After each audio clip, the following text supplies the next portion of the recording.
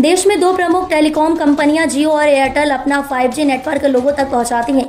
कंपनियां दावा करती हैं कि उनका 5G नेटवर्क सबसे तेज है। एयरटेल के मुकाबले जियो प्रसारित करती है टू 5G को। आखिर इसका मतलब क्या है? किस रिचार्ज प्लान पर जियो टू 5G ऑफर किया जाता है जिसमें यूजर्स को अनलिमिटेड इंटरनेट मिले? आपके एरिया में जियो टू 5G है या नहीं, यह कैसे पता लगाया जाए, इसका भी तरीका आज हम आपको बताएंगे। क्या है जियो टू 5G?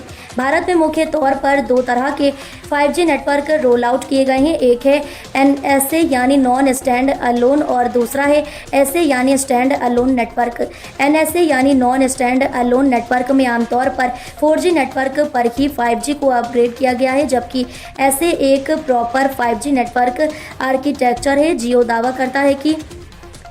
दावा करती है कि वह ऐसे नेटवर्क पर 5G कनेक्टिविटी ऑफर करती है, यानी उसने अपने हाई स्पीड नेटवर्क को 4G पर न तैयार करके प्रॉपर 5G नेटवर्क आर्किटेक्चर पर तैनात किया है।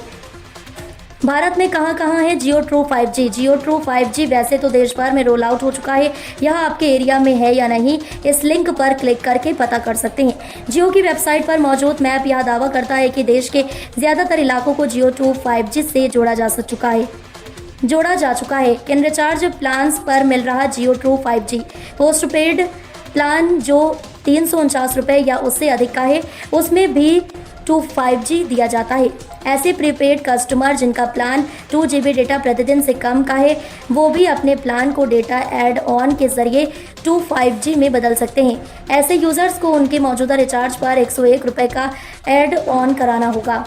क्या जियो टू 5G पर मिलता है अनलिमिटेड डेटा? जियो दावा करती है कि वह अपने ट्रू 5G